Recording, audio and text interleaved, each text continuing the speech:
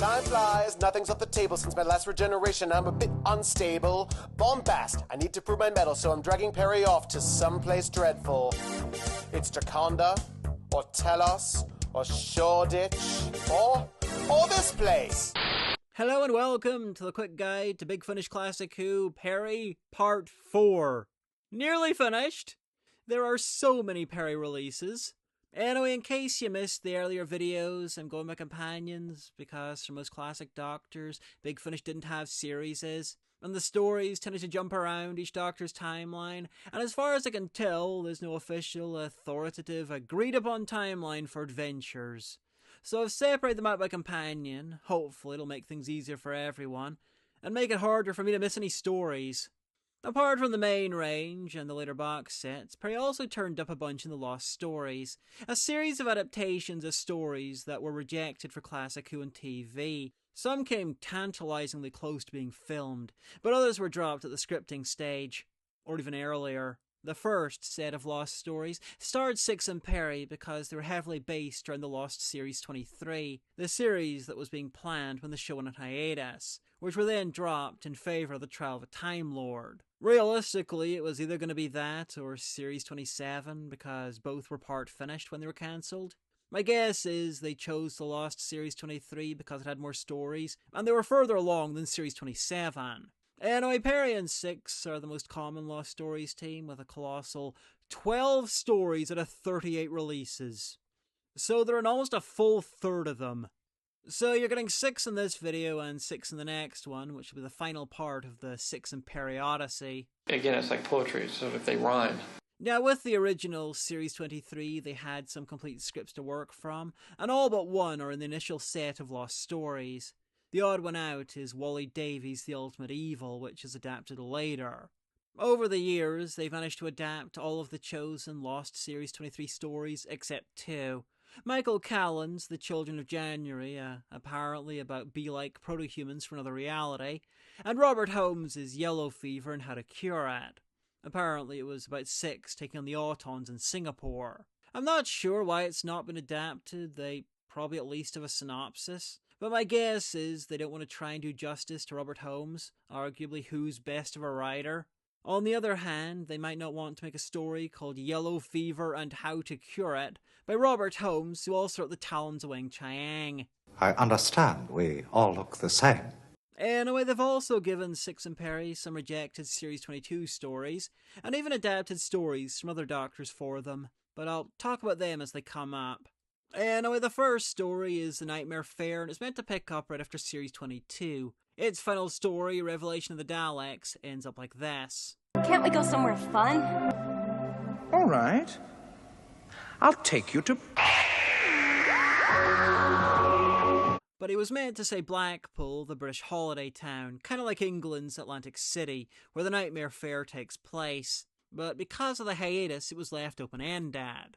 So now they finally go to Blackpool, and the Celestial Toymaker's on the loose. I'm guessing you know the Toymaker from The Giggle, but he's an OG Hartnell era villain, powerful, immortal, can warp reality, childish, and really enjoys playing games. In his original guise, he's also a relic of old-school anti-Chinese bigotry. He's a powerful, inscrutable manipulator dressed as a Chinese Mandarin, and the word Celestial is a very old-school slur for Chinese people. This is one of those rare instances where I completely agree with Russell T Davies. He cited it in his decision to completely redesign the Toymaker's look and to drop the word Celestial. I mean, if not gone mad, I don't like how he did the Toymaker, and I think The Giggle is mostly terrible, but he was right to rejig the character. Anyway, The Nightmare Fair was written by Graham Williams, an unusual writer because he used to produce the show. He was in charge during the silly midpoint of Tom Baker's era. Williams died in 1990, so this version was adapted from a script by John Ainsworth, who has a Big Finish career a mile long. Anyway, the Toymaker is set up in a theme park in Blackpool, enslaving people, hiding out in a roller coaster, and has been busy creating a video game that kills people who are defeated by it.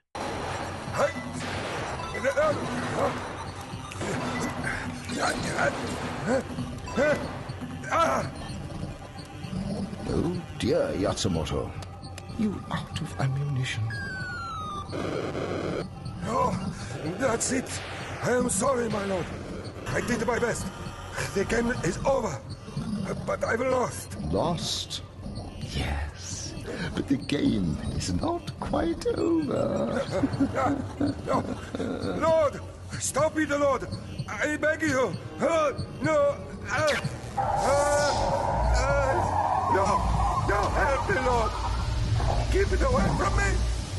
Save me! But you lost, Yatsumoto. Lost. No!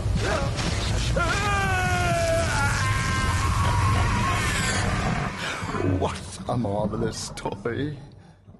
Luckily, Six and Peri are on holiday, having tracked some weird signals to Blackpool, and are having a great time with the Doctor discovering candy floss. Edible? You can't be serious. Sure it is. It's candy floss. Come on, try it. There you are. It's so good to see you, Doctor. I have been waiting for you for such a very, very long time. Astonishing. The triumph of volume over mass taken to its logical conclusion. I'm not sure what's weirder, the Doctor not knowing what it is, or Peri calling it candy floss. But to be fair, she often used Britishisms in TV Who, so that's probably a reference to that. But that wasn't the writer's fault. John Nathan Turner, the boss of Who in the 80s, insisted she uses British terms to avoid confusing the kids. While at the same time, he had Nicola Bryant pretend to actually be American in interviews for those same kids, using the accent and everything. So the Doctor not knowing candy floss is clearly weirder. Anyway, they do some theme parking. I have never, in any of my lives, I left at least one of my hearts at the bottom of that first dip. I have shot through black holes. I have sailed through supernovas. But never...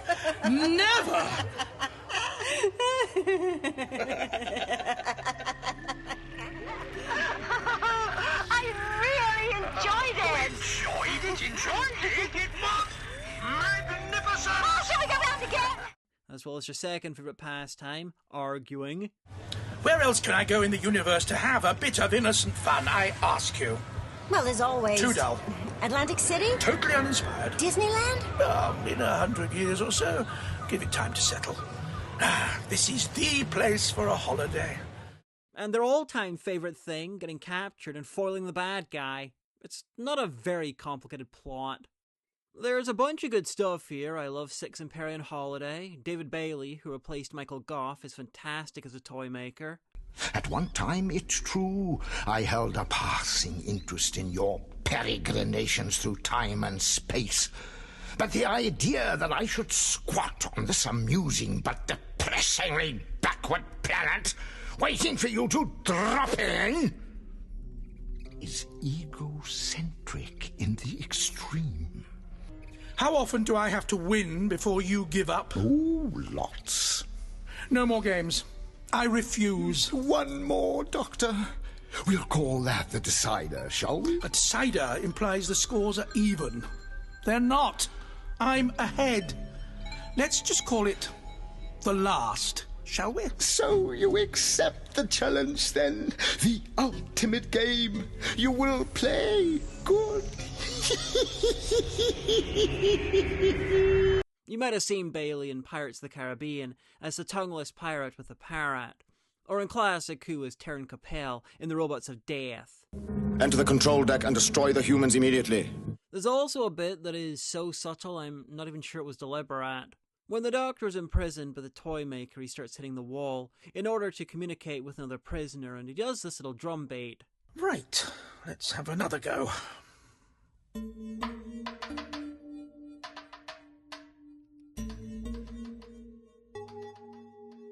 This was made shortly after the Master was introduced into New Who, so I'm kinda sure this is a nod to his drums. Though I've not seen anyone talk about it, and the Doctor Who wiki doesn't seem to have noticed. Anyway, the main problem with this story is that it's a pretty good two-parter, but because it's in the 45-minute episode style of Series 22, it lasts about twice as long as it should. They have Six and Peri on holiday, the toy maker skulking about. A lot of time's been captured. They meet some guys, and the Doctor wins the game. Behind all this, Just one life left, Doctor. one life left. Still one life. One! That's the answer. One! One alone! Huh? One! One alone! There's just you. No one like you, ever. This game, just one fighter, one enemy, one on his own. You're not from this universe, are you? The game. You're not thinking about the game. The high score, Lord. 131,000. The Doctor has beaten you. You're not from this universe. It's very thin. The original Hartnell story, at least in multiple games, to pad it out. Plus, they're at a theme park. Why not use that for funfair games? There are some other issues that come from the fact that the Lost Stories do their best to recreate the era that they were written in, which means that some stuff that Big Finish would normally never allow ends up in scraps. Mission to Magnus is full of this, but there's some here too. For instance, the word gypsy is used as an insult. Lord, allow me to instruct this insolent gypsy. Does your Myrmidon have to be here? I mean, can't you get him back to his kennel? Lord! Calm yourself, Stefan.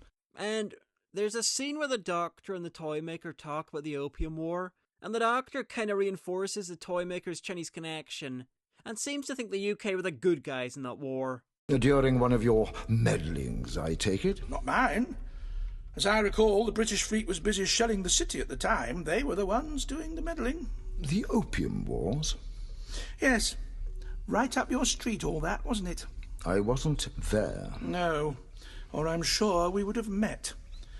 With your interest in matters Eastern, the downfall of the Chinese Empire was a foregone conclusion, anyway. You do me too much honour. No, I don't mean to. Well, after all, you lost, didn't you? Jesus. Yeah. Anyway, problems aside, this is mostly solid. Just overlong for what's there. Bailey was a fine toy maker, and he reprised the role in Solitaire, one of the best companion chronicles, where he turned 8 into a dummy, that was just great.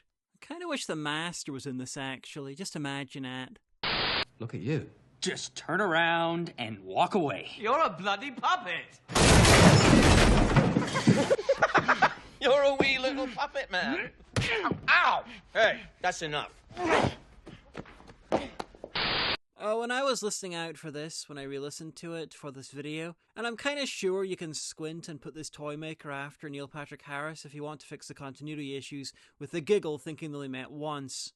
So keep that in mind if you're ever as stupid as me and try to make sense of Who canon. The second Lost story is Mission to Magnus, and it primarily deals with a mission to Magnus. This is a Lost story that's been changed the least. The Nightmare Fair was adapted from a completed script. A few others were adapted from completed scripts by the same writer.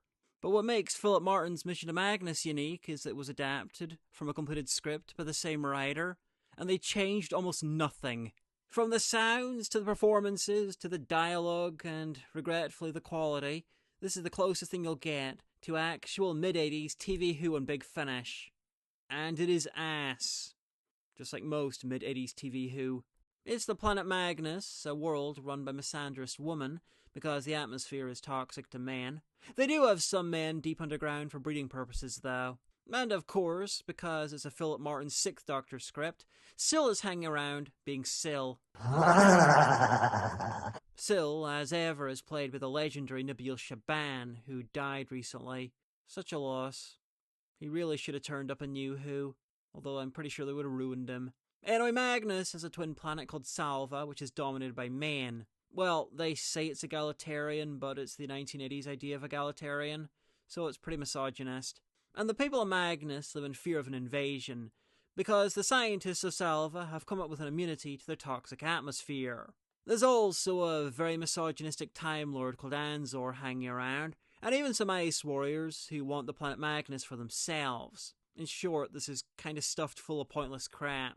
In one way, this is a laudable attempt to recreate the story as originally written. On the other hand, mid-80s Who is some of the worst in the show's history, and this is attempting to say something about feminism. It's a perfect recreation of something shit. For instance, we have two extremes on display, the Woman of Magnus and Anzor the Time Lord.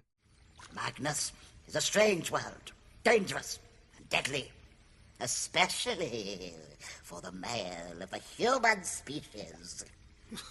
What a depressing thought. But I am a Time Lord. Then you might survive. Ah! My mistress, Madame Rana. Thank you so much for responding to my humble call. May I introduce... You are late, Time Lord.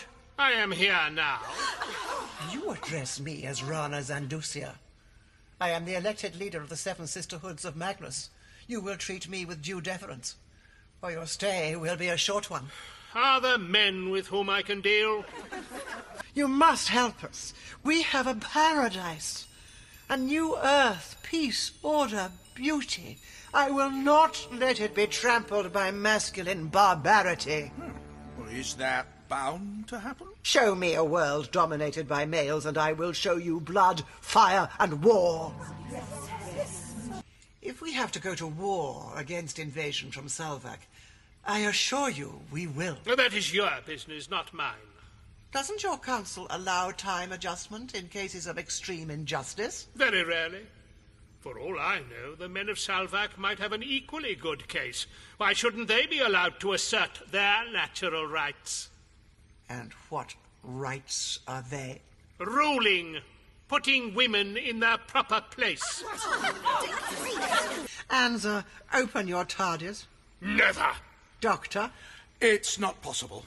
Don't be tedious. I'm not going to spend all night on this. A Time Lord would sooner give up his future lives than agree to allow an intruder such as you, madam. Rana, my observation of Anzor is that he has a typical male intolerance of pain. Anzor, open up your TARDIS. Shan't! Ow! All right, just don't point your finger at me anymore, please. I've taken enough. And of course, they decide that the rational midpoint between misandry and misogyny is the other planet of misogynists who want to colonize Magnus. So men will be in control, because that was the mid-80s norm. Either way, you'll find your proper place on the surface. Yes, Rana? Yes. What? Yes, there would be a proper and natural place for men in your world of women. Never. This is Prison in Space, a later lost story that's also a sexist story about a woman-dominated planet that wasn't made for TV. And Prison in Space has several things over Mission to Magnus. A, they made the decision not to make it. They didn't have to briefly stop the show to stop it. B, it's a farce. C, Jamie's dressed in drag and Zoe has some BDSM done to her. What you need is a jolly good smack bottom. Those aren't actually points, that's just a tangent. I just thought you should know. And D, it somehow manages to be less sexist than this. To illustrate, the leader of the forces from Salva announces to the Queen of Magnus, in the rapiest way possible, that they're going to marry and there will be a lot of children. I offer my support both in public and private. What does that mean? Isn't it obvious? No. We will rule jointly in public. In private, I will be your husband. Husband? What is husband? You women will soon know when you become our wives. We're going to have lots of fun. Olima, Jalmaya, scan the minds of these fools. Tell me what they expect of us when they are husbands and we are wives. Oh! What? Explain. No, Rana. It is not proper to speak of such things. Oh. Whisper it to me, then.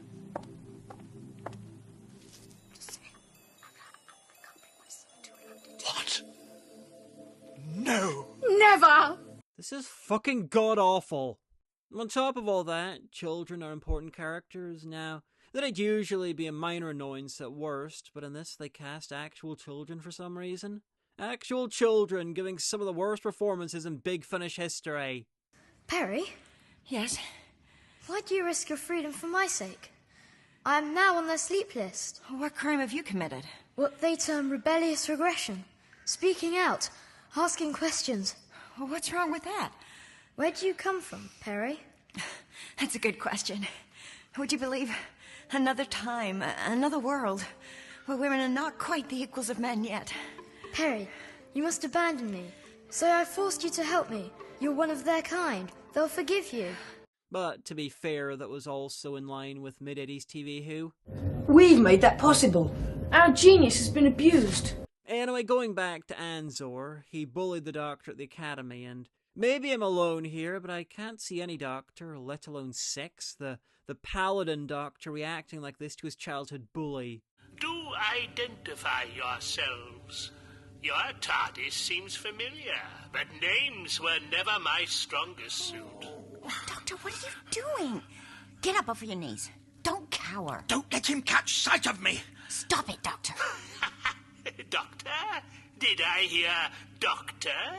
Is it the doctor I knew at school?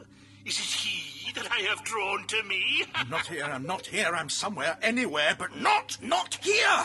Set your TARDIS into trans-replicator mode at once. But at once! But that is TARDIS, my TARDIS, it's mine. Remember this instrument, Doctor.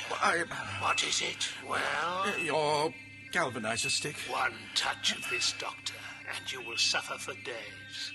Do you remember? Yes, I do. Unless you wish to revisit the pain of your school days, do what I order. Now! Yes, yes. Trans-replicator mode, yes. Answer, yes! I dislike a lot of Who writing. I don't exactly hide that fact. But it doesn't often feel like full-in-character assassination. Philip Martin's usually much better than this. Anyway, the leader of Magnus, the Rana, not Rani, was played by veteran actor Maggie Steed, doing what sounds like a Louise Jameson impersonation. That is why there is so little crime on Magnus. Guilt can always be detected within the perpetrator's mind. Take the Time Lord to the examining center.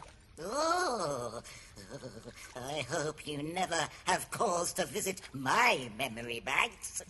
Then remain our ally and confidant, Sue. Oh, I will, your Honorship. I will. I actually had to check the cast before the credits. I'm pretty sure it's not deliberate, it's just a little bit distracting. And Anzor is played by Malcolm Rennie. This is kind of funny for me because in a weird crossover with my other main interest, I once saw him do a one-man stage play about a polar explorer. Anzor returned in the Flip story Antidote to Oblivion, where he was mutated into a tiny monster by Syl. Fiddlesticks! Ah, how the... Lift him out, Cordelia! Lift him out! There.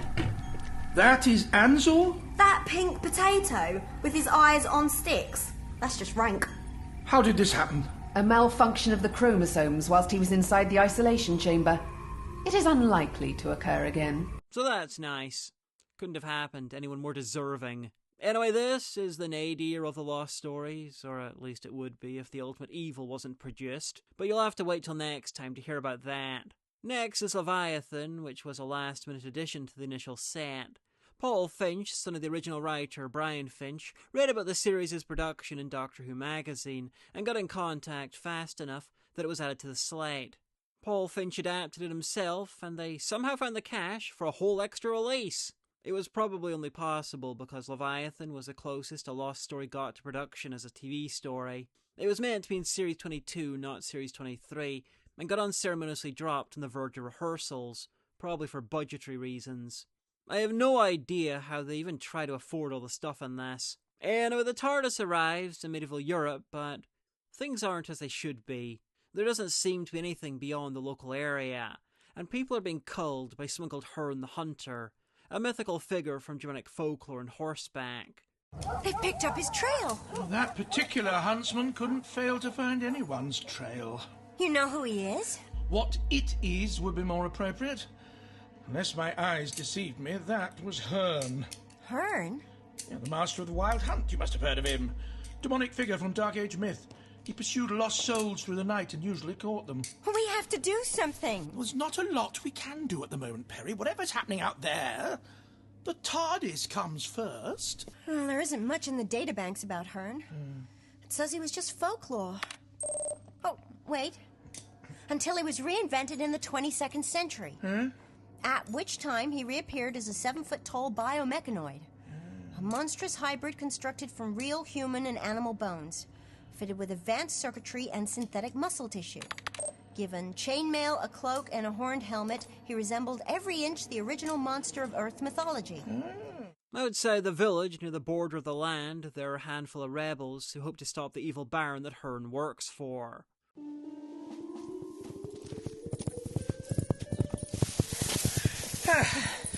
Well, that's put some distance between us and them. Don't everyone thank me at once.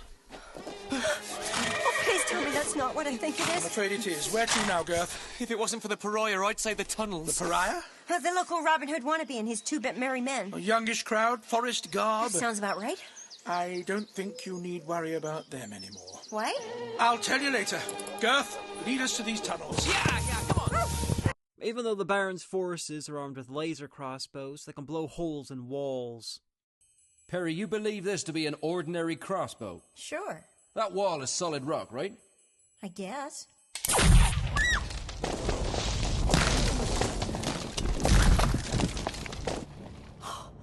That's some kind of laser weapon.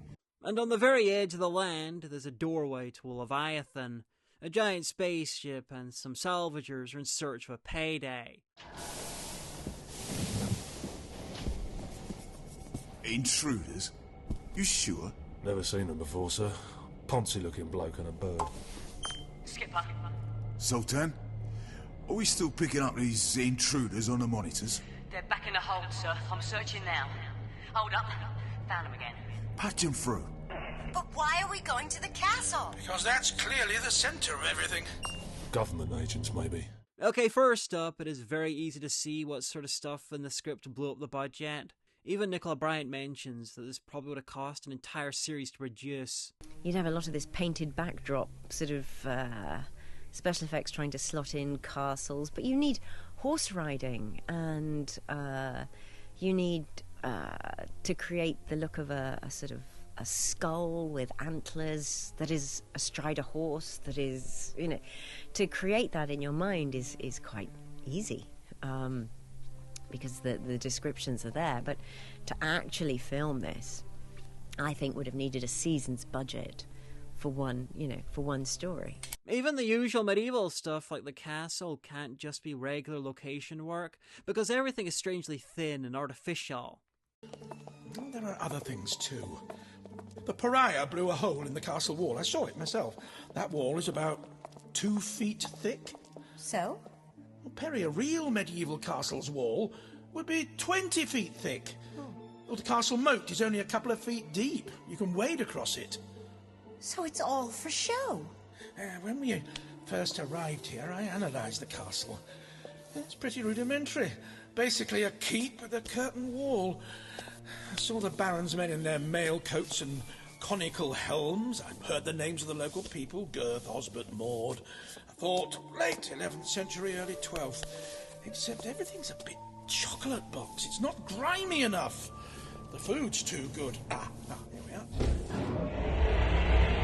And on top of that, the cast is giant and many of the actors are doing double duty. Honestly, this is so large. It's like someone wrote a Sixth Doctor feature film, which somehow got adapted for audio. It's a tragedy that we didn't get to see them at least try to put this on screen somehow. Now, I'm being vague about the plot, but there's a reason for that. There's a big twist at the halfway mark, and I really don't want to spoil that.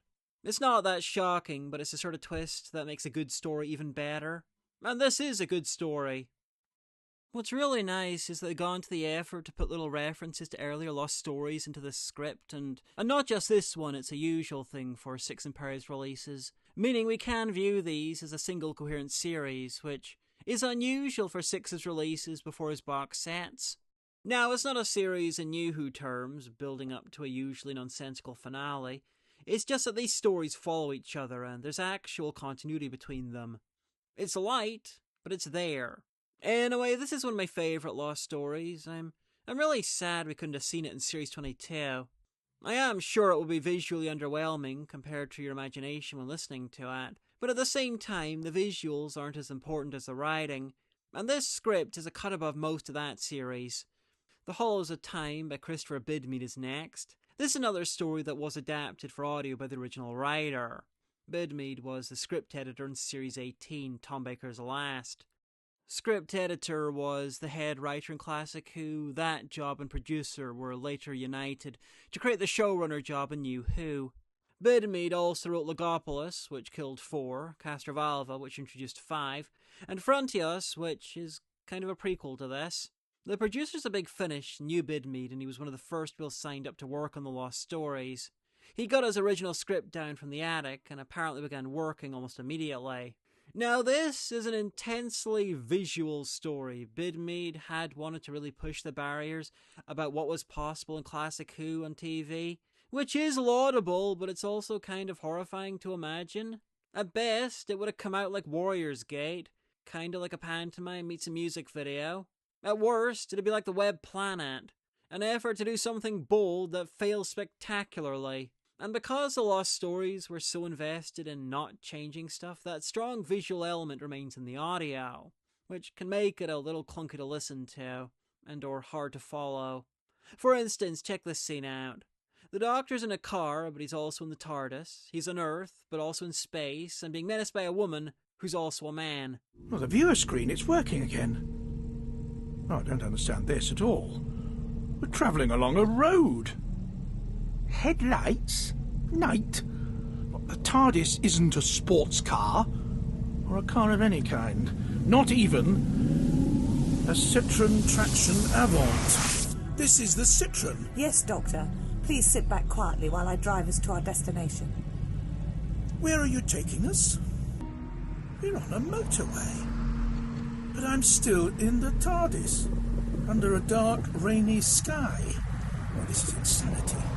A space-time fusion of two incompatible vehicles, dimensionally unstable. I have complete control, Doctor. I have complete control, Doctor. I have complete control, Doctor. Who exactly are you? Oh, I'm just a chauffeur, Doctor. The TARDIS console, it's gone. And now there's nothing but the road, not even that. It's too dark to see anything. Only the cat's eyes. No, there's no road. Those dimensions have all fallen away. What? That line of cat's eyes streaming towards the windscreen out of the blackness, zigzagging now. Our stars. We're in a star field. Journeying far into the cosmos. And that is only moderately Hollows of Time. It goes full Hollows of Time later on. To make things a little worse, the script, as accurate as possible to the original, came in wildly overlong. Probably because, well, the extra time spent explaining what was going on. So whole scenes were cut, probably making it even harder to follow. I say probably because the finished version is kinda hard to follow. Seriously, a chunk of the making of is dedicated to people explaining how they'd never even tried to do this story if it was an original audio script. I guess there were scenes in there that we necessarily wouldn't have done in a normal audio play, like the Doctor being caught in the car at the end of episode 1 out in space. I mean, that must have been quite a hard scene to bring to life.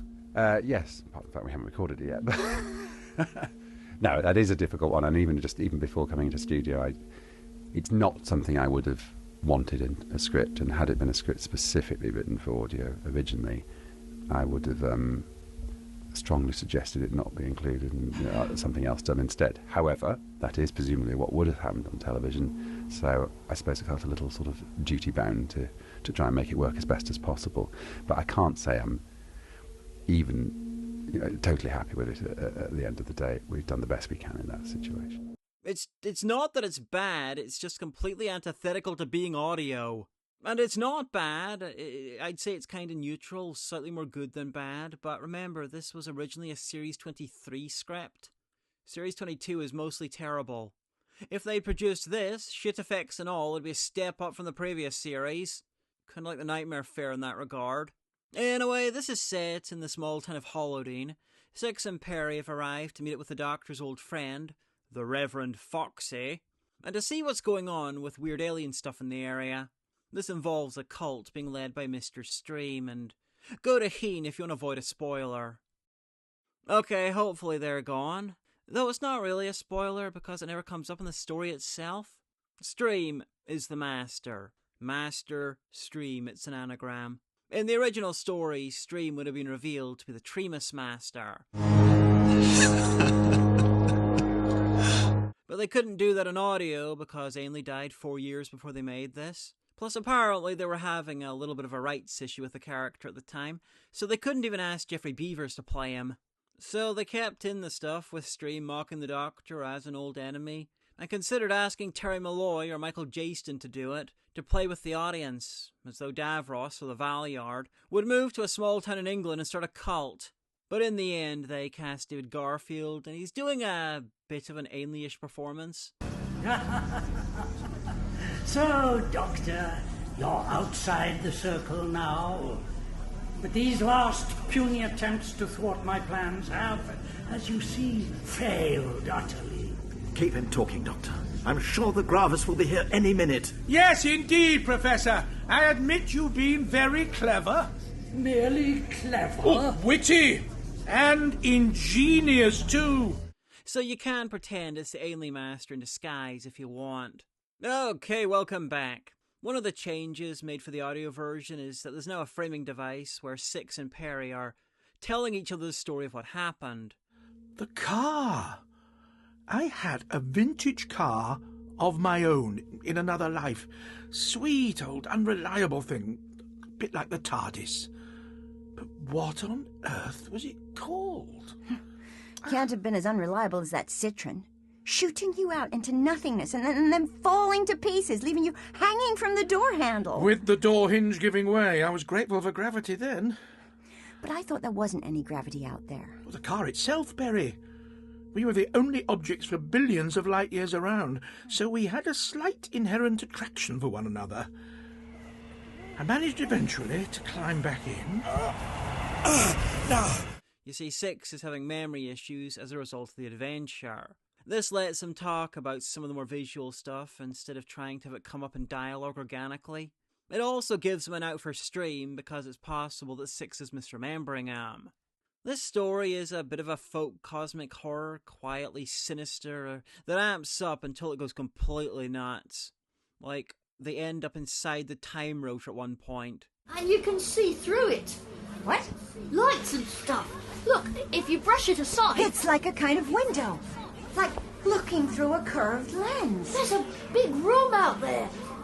Except that it's going up and down. Oh, it's us going down and up? Wait. I recognize that room, but it can't be. Surely a time tunnel can't lead into a time rotor. Why not? And what is a time rotor? Or as the Doctor would say, how do you know that? And that certainly does look like the TARDIS console room. There's someone in there. It's the Stream Man.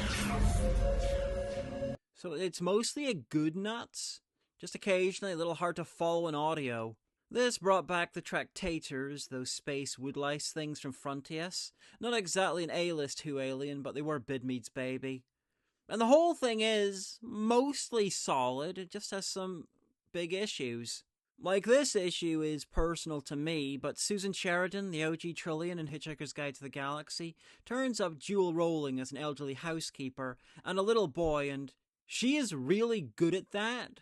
It's hard to tell it's the same woman, just listen. He's been up all night. Reverend Foxwell, they've got sand creatures, and the Doctor thinks that Go to bed, I said. But Peri, it's morning now. You don't sleep in the morning. You do as Peri says, Simon. Peri, you better take him home. Oh, I'll take him, Doctor. I'm done here anyway. Yeah, we'll be on our way now, won't we, Simon? Yeah, come along, dear. But for me, the issue is that the kid has the exact same voice as this kid in late 80s cult UK kids TV show Round the Bend, which seemingly only I remember. Well, here we are, 1666, in the centre of London. Oh, no, I think I've put my foot in this time, Trousers. Oh, burglar, wait till I get my hands on you. Ah, take me back, Trousers. Well, I can't, Tommy. You'll have to kick the potty off first. I even double-checked. That is her doing both. It's not a bad job. It's just personally distracting for me to imagine that kid from Round the Bend while listening to the Halls of Time. Anyway, I really wish this had been made back in the 80s. I would have mashed up that scene where Six is in a space car with Radar Rider so hard. Stars forming in the blackness? Yes. Now a planet or two. I have to say, old thing, you're doing rather well in the circumstances. A definite sense of being somewhere seems to be developing. And about time, too. That's my old friend Earth down there. I have an almost totally confident feeling that we might be on our way home. The ocean? A beach! Yes! Hollowdean! Nearly there, old thing. We're heading towards that mansion on the hill and a pair of perfectly splendid garage doors. Unlike most of the other early Lost stories, Paradise 5 is 4 25-minute parts rather than 2 45-minute parts. That's because it was originally intended for To the Trial of a Time Lord, the actual Series 23, where the episodes were 25 minutes long. Not only that, it would have introduced Mel, though she's Peri in this version. I'm not sure why, as they had complete scripts, but this was replaced with Terror of the Vervods. Both introduced Mel, both were set in a space leisure place. Both plots involved an old friend of the Doctor, and both made heavy use of a collection of extremely dodgy-looking monsters. And don't tell me you never noticed the, quimful, yoni-like look of the Vervods. Vagina. While Paradise 5 features the cherubs, tiny, baby-like slaves that rush around making muppety noises. Well, you're going to have to tell me more than that, my diminutive friend. Don't worry, old chap, it's just the air recycling system. Move, will you? I said move, you imbecile! Which would have looked just as funny on screen, I'm sure. So, what happened to Paradise 5? Why'd it get replaced? No idea. The making of stuff on the release didn't leave any clues. My guess is it was either budget or someone realized that there's no way in hell that they're going to manage to have dozens of 1-foot-tall babies running around, sometimes attacking people, and occasionally having their tiny bodies broken across a wall by angry, gay-coded villain men. Ow! My leg! Oh, you little brat! Get off him! Peri! Stella! Run! Oh, he bit me! Let go, you little... Is it still alive? If it is, I want to kill it. Broken neck. Kill something else. An excellent suggestion. The original writer was P.J. Hammond, and he was a little bit of a low-key writing legend in the UK. He wrote for a ridiculous amount of TV shows, starting in the 60s and lasting until the 2000s, when he did his last TV work for Midsummer Murders and Torchwood. Yes, Torchwood. He did the episode about the evil fairies, and the one where the carnies came out of photographs to cause trouble. Hammond's most famous work, though, was Sapphire and Steel, where Joanna Lumley, yes, her, and David McCallum, yes, him, played interdimensional beings working for higher powers, going through the universe and solving surreal cosmic mysteries in small English locations. Think of it as a batshit version of Quantum Leap or H.P. Lovecraft's X-Files. I both want and am terrified of the possibility of a remake. Anyway, in the 80s, he worked on Paradise 5 for the Doctor and Mel, now Peri, visit a holiday space station above a lava world to investigate the disappearance of an old friend of the Doctor's. Six has so many old friends. What confuses me, though, is he's not an old friend of the Doctor's, he's an old friend of Six's. He recognizes Six on sight, and Peri's never heard of him. So when did they hang out? This is young Peri, early in her initial travels. They've been together ever since he regenerated. And yeah, maybe older Six goes back and hangs out with him in the past, but based on what happens in the story, I'm slightly doubting that. Anyway, that's not really important, because the ambiguously gay couple running Paradise 5 have been doing terrible things, like decorating everything white and gold. Now, pull your boots up a bit more. Straighten your wig. Yes, that's better.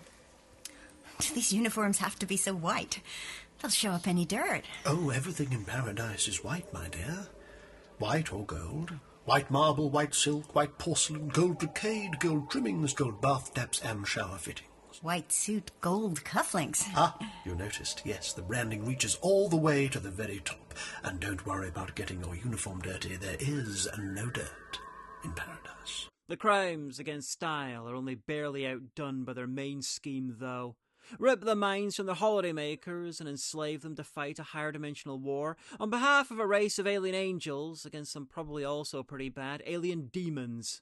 There's a civil war going on up in those higher dimensions. A rebellion amongst the angels, if you want to be poetic about it. The Elohim are the faction who want to get more involved with what they call the lower races, i.e. us.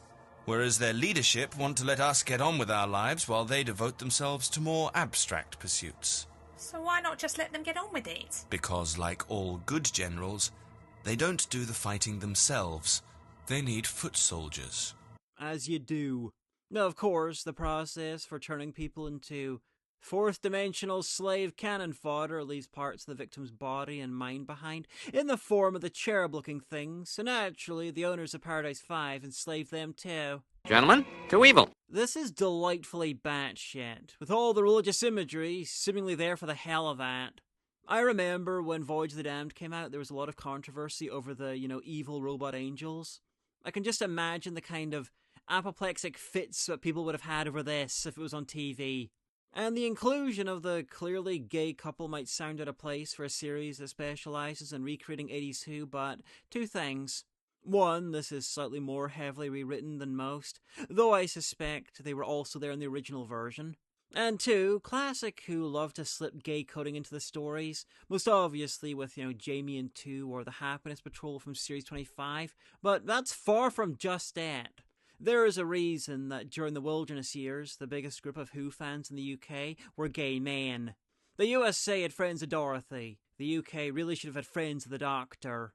Anyway, the couple were played by Alexander McQueen from quite a lot of comedy shows, who later became Big Finish's first in-house master. And James Darcy would later turn up in all sorts of things and be the original Jarvis in the MCU. Here's the pair of them in action. And what about the hostesses and the cherubs? We can put the space station into a decaying orbit that will crash it into the surface of Targus Beta. There'll be no evidence left and no witnesses either. Or when I say we can, I mean you can.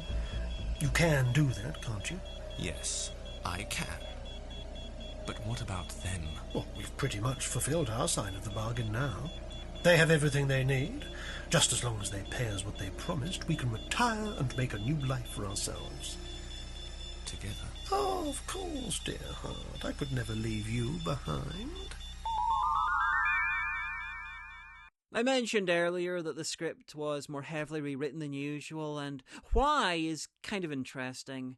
As this was intended for the trial of a Time Lord, and it had been completed, it included trial scenes, many of them, so they had to work out what to do with them. Like, do they recreate part of the trial? Quite sensibly, no they don't. They cut all that and had a story that was about an hour long, so Andy Lane, who did the adaptation, had to do a lot of rejigging about what was there and come up with a whole new episode 1 to act as a prologue to Hammond's original script.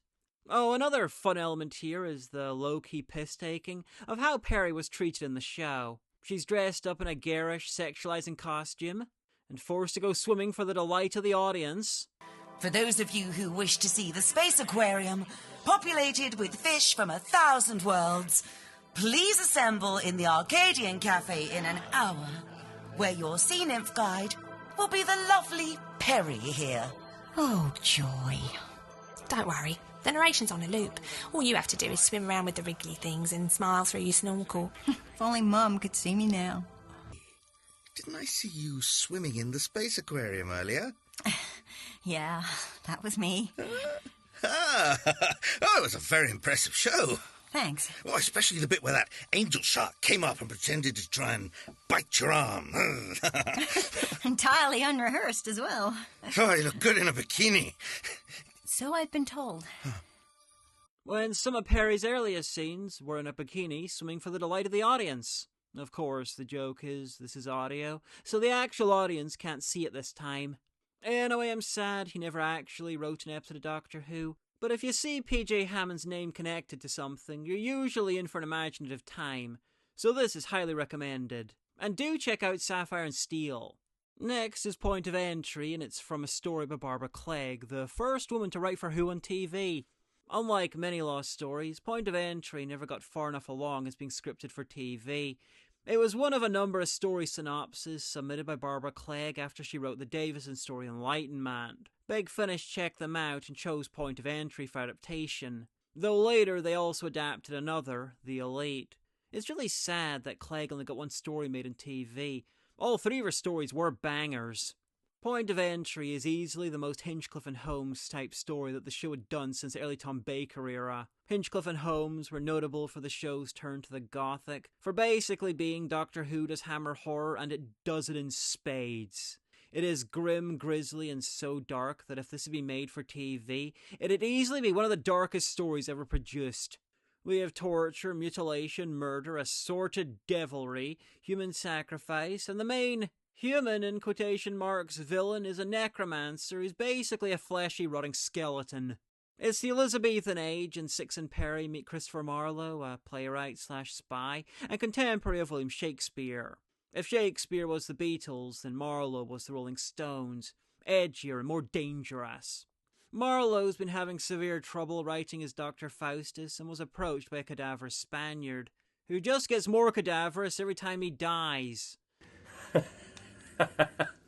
My fleshless friend, how do you still live? The body is a cage, a home for blowflies to plant their eggs. But soon the wind will whistle between your ribs. Such fleshy things leave me by the hour. My hair lies scattered in a trail back to Madrid. I shed my skin like a snake on the road to Paris. But the agony you must know. Fill a bowl with fire 10 times over, and 100-fold more. And then the pain slips away with the dropping flesh. Was there ever such freedom? Let me see. Touch me not! The Spaniard, Valeth, once an obsidian blade, recently brought from South America. Marlowe's been driven into a paranoid wreck, tongueless men are turning up, the moon goes blood red, and Queen Elizabeth's spy master Walsingham's torturing his way to get to the bottom of it all. Obviously, there is more to it than that, but I really don't want to spoil stuff. What I will say is that the blade is of Aztec origin, and the Aztec stuff is kinda iffy. It's the usual pagan beliefs inspired by aliens thing that Who sometimes does, but slightly better than usual because they're saying that all the human sacrifice was due to alien influence and nothing else. So that's nice. Also, Peri impersonates Queen Elizabeth, which is just amazing. Accursed? The whole ship is damned. Only the highest power can absolve us. We should have sunk her where she lay. I am that highest power, Captain Garland. What? Your Majesty. Your Majesty. Majesty? Here? Word of your enterprise travels wide. Such valor and fortitude. That is why we came to see for ourselves. Tell us what afflicts your ship. Here, Mama. Here's our booty from the Santa Isabella. Wow, look at all that gold. So much wealth. Strange beasts and shapes in beaten gold. Wealth beyond meaning. Drenched in Aztec blood. The Spanish galleon was sunk low with the weight, but the cormorant made light of such cargo. Had we but known. You have a fine and trusty ship, Captain. No, Majesty, that certain item... We were coming to that. Good Doctor. Well, get on with it then, Ma'am. Captain, our wig bearer reminds us of news we had of a certain blade amongst the treasures. This is one of my favourite lost stories. It's grim, it's gritty, it's the sort of restrained that TV Who would have benefited from in the mid-80s. The Aztec stuff is, like I said, kind of iffy, and the ending is a bit crap. But this is dark, talky, gory, and slow-moving Who, just like I like it. The story is so bloody, so graphic, that the original cover had to be altered to tone it down. Yeah, that cover with the skinless face used to be worse. One element that did kind of bother me is how the script heavily indicates that this is the earliest Peri had travelled to. Besides which, in the unlikely event that we get split up... When does that ever happen? It's not safe for an unaccompanied young lady out there. I've coped with the past before, you know. Well, that past was 200 years in the future. It's not half so civilized or well-drained here. when she had been to multiple earlier eras with 5 and other Big Finish stories, and they were written and recorded before this one. So, where are we? From the gravity and atmosphere, I'd say Earth. No industrial byproducts in the air, definitely Earth. Egypt, roughly 1400 BC. Oh, come on. Even you can't tell all that from the air. True, but the hieroglyphics on the wall of the house behind the TARDIS are a bit of a giveaway. Smart guy. They didn't even have the excuse that this is based on the TV script, because it's not. The synopsis was a 1.5 pages long, and Mark Platt turned it into a full script. But on the other hand, the Lost Stories were designed to be as close as possible to their era, their TV era. And when they did Peri's TV stories, they didn't intend for there to be any adventures between Planet of Fire and Androzani. So while I don't like it, I kind of understand that. Anyway, not only did the original writer, Barbara Clegg, write for Classic Who, but Mark Platt, who wrote the adaptation, is one of a handful of writers to work for both the TV show and Big Finish. He wrote Ghostlight and TV, and has a really strong collection of Big Finish stories. It is not often that a story comes from 2 unrelated writers with such good records. One last thing, the Doctor gets tortured by Walsingham, and he's just kind of weirdly put out with the whole thing. Oh, dear. Oh. Come, Doctor. No cry of anguish. My rack has stretched worthier prisoners than you. Please release me from this nasty contraption, Walsingham, or at least get me a pillow. Another notch. Tell me who you are. Sir Francis, when did you first get this obsession with inflicting pain? Oh, it's my calling. That wasn't Platt's choice. The synopsis just said that he was being tortured, so Platt wrote Six being tortured. But Barbara Clegg's one issue with the script was that Six reacted to being tortured like he was being tortured. You and I, Mark, went over to her house and we had coffee with her, and she gave us her script notes, and there was one note, one very small note, and that was the only thing she wanted changing. And was that about the Doctor being tortured? Yes. Yeah. Yes. Oh, dear. She just felt that he would be a bit more in control of it.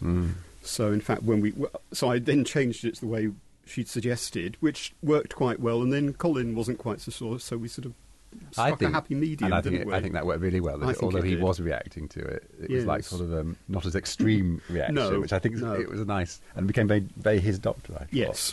So it was rewritten like he was impervious to pain. It's a very odd choice. Anyway, this is easily one of the best Lost Stories. Hearty recommendation. And as is tradition, a non-Big Finish release, Flight of the Sun God is, like River of Death, a narrated prose story from the BBC, and once again read by Nicola Bryant. It was written by Neve Fountain, who you might remember from The Widow's Assassin, Conflict Theory, and Red for Danger if you watched my last video, or Trouble in Paradise if you hate yourself and me. Flight of the Sun God is basically the audio equivalent of Voyage of the Damned from New Who. Six and Peri land in a spaceship, the Sun God, and have to deal with the murderous machinations of the ship's owner, Spalding Revere. Revere is obsessed with ancient Egypt, and he's filled his ship with Egyptian iconography and artifacts, and he's dying. So he decided to make his ship a tomb and fly it into the sun so his company board can serve in the afterlife like the pharaoh he thinks he is. As any god knows, I will need servants and possessions to accompany me on my journey. The navigational computer will detect the moment that my heart stops and will change the course of this ship, piloting it into the heart of Tyrese's Minor. That way, you, my loyal employees, can stay with me and serve me. I can think of no better honor. Can you? My name is Max. See you on the other side. It's very much a New Who plot, quick and breezy, lots of memorable random stuff, a riff on Donald Trump. That's right. It's just business, added Warren, his voice hardening. It's all in Spalding Revere's book, The Craft of the Deal. The people on those planets are in direct competition with us. If we don't crush them, we will get completely liquidated. The silence fell again. The Doctor put his hands on his hips and shook his head sadly. I've heard of many justifications for mass murder, but that was the most pathetic. And I'm not using New Who as an insult, it's just that stylistically this is far more like a New Who ep than a classic Who story. And it's a good New Who episode. I unironically think that Nev Fountain should be showrunning New Who. Anyway, there's plenty of good stuff here. Robot cats attack Peri, Six being mistaken for a Veer in disguise, a theistic computer, and some gnarly body horror as the board are transformed into animal-headed depictions of the gods. Animals! She screeched. They're all just animals!